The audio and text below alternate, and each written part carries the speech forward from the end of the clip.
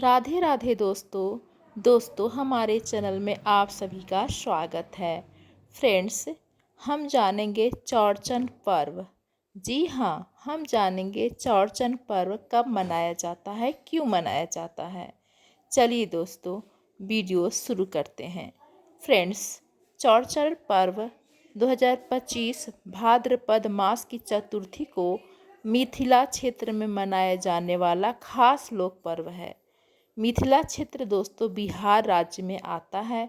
बिहार राज्य के लोग इस त्यौहार को बहुत ही धूमधाम से मनाते हैं। जैसे छठ पूजा मनाते हैं, वैसे ही इस त्यौहार को भी मनाया जाता है। इस त्यौहार में पति पत्नी दोनों एक साथ पूजा कर सकते हैं। यह विवाहित महिलाओं के लिए त्यौहार मनाया जाता है। इस दिन महिलाएं चंद्रदेव और गणेश जी की पूजा कर परिवार की सुख समृद्धि की कामना करती हैं।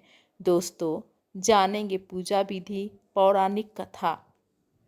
दोस्तों, भारत और नेपाल के मिथिला क्षेत्र में मनाए जाने वाला चौड़चन पर्व अपनी अनूठी परंपरा और सांस्कृतिक महत्व के लिए जाना जाता है। यह त्यौहार मुख्य रूप से विवाहित महिलाओं का व्रत माना जाता है।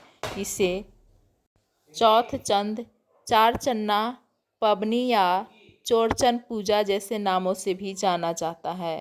यह पर्व चंद्रदेव और भगवान गणेश को समर्पित है और इसे भाद्रपद मास की चौथ को मनाया जाता है। मैथिली पंचांग के अनुसार यह 26 अगस्त को मनाया जाएगा। दोस्तों, हम जानेंगे चौड़चन क्या है। दोस्तों, सनातन परंपरा में प्राकृतिक पूजा का विशेष महत्व रहा है।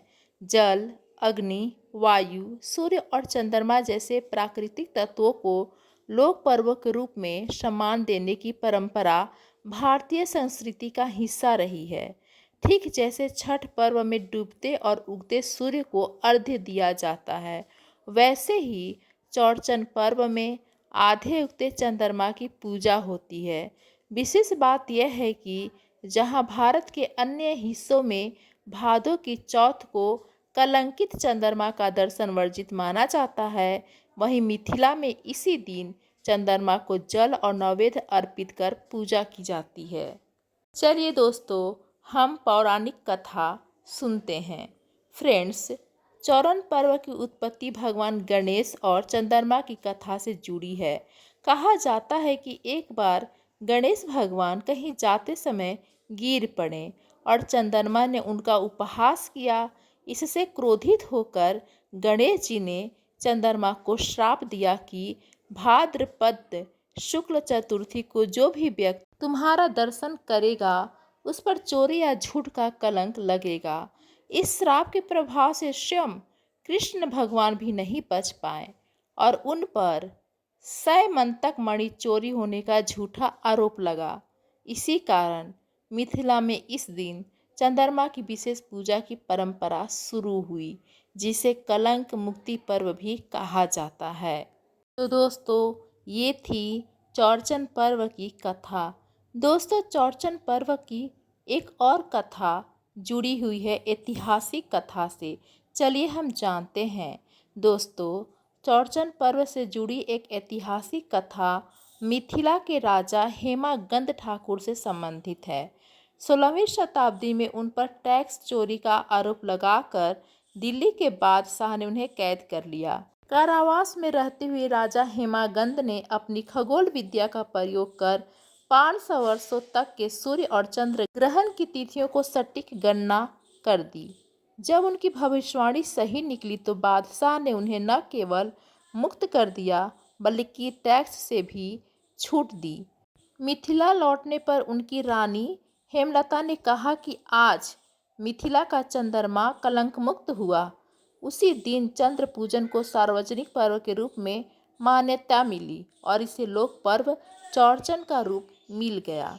दोस्तों, चलिए हम जानेंगे पूजा विधि। चौड़चन की पूजा विधि क्या है। दोस्तों, दिन भर महिलाएं उस दिन उपवास रखती हैं और अनेक प्रकार के प्रसाद बनाती हैं।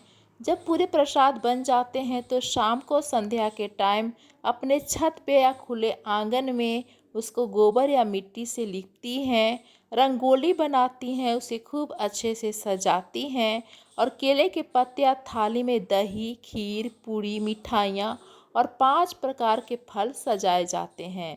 महिलाएं उपवास रखकर चंद्रमा के उदय की प्रतीक्षा करती हैं और फिर चंद्रमा को अर्घ्य देकर परिवार की मंगल कामना करती हैं।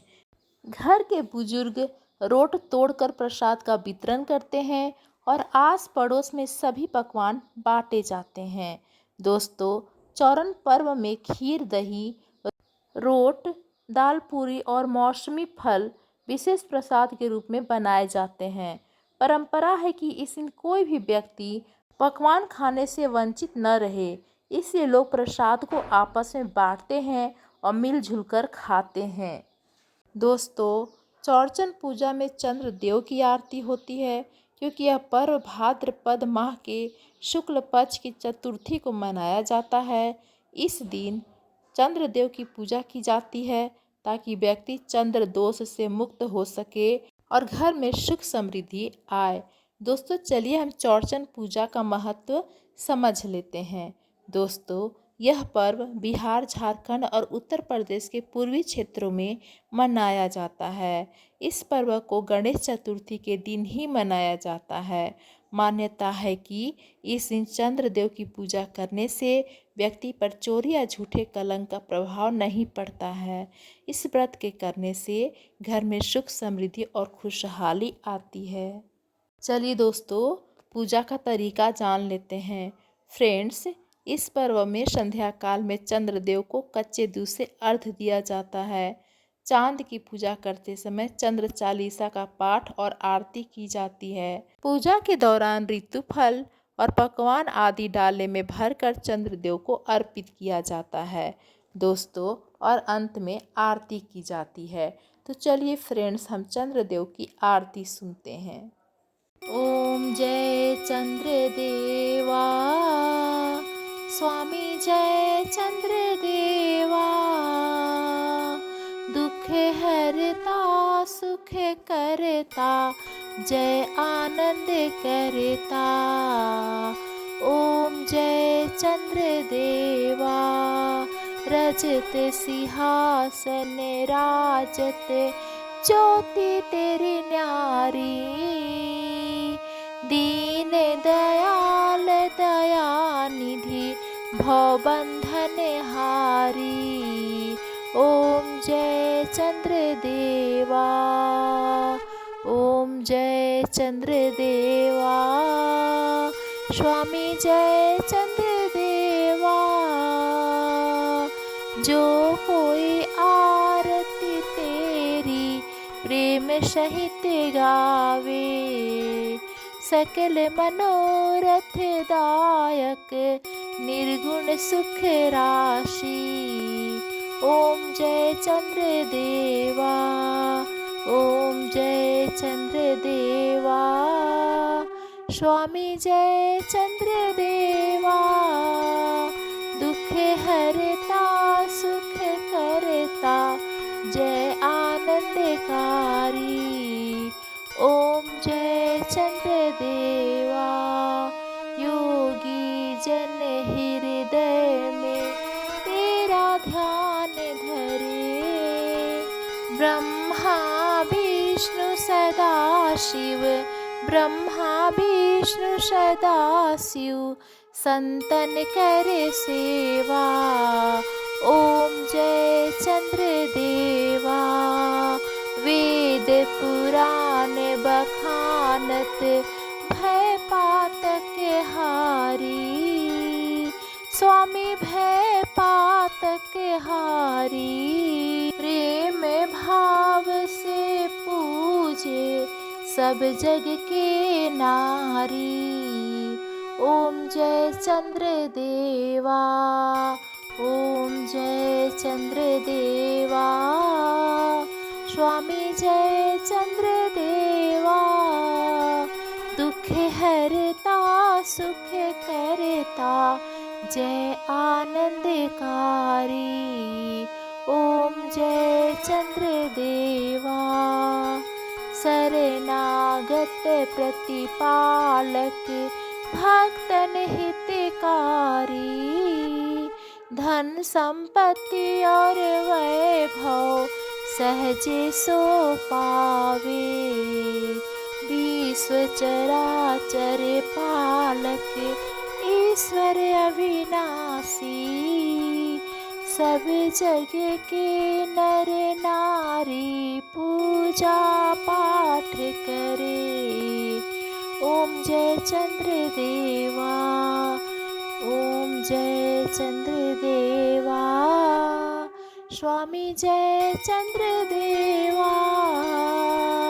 दुख हरता सुख हरता, दुख हरता सुख करता, जय आनंदकारी। ओम जय चंद्र देवा। प्रेम से बोलो गणपति बप्पा मोरिया, गणपति बप्पा मोरिया। धन्यवाद फ्रेंड्स।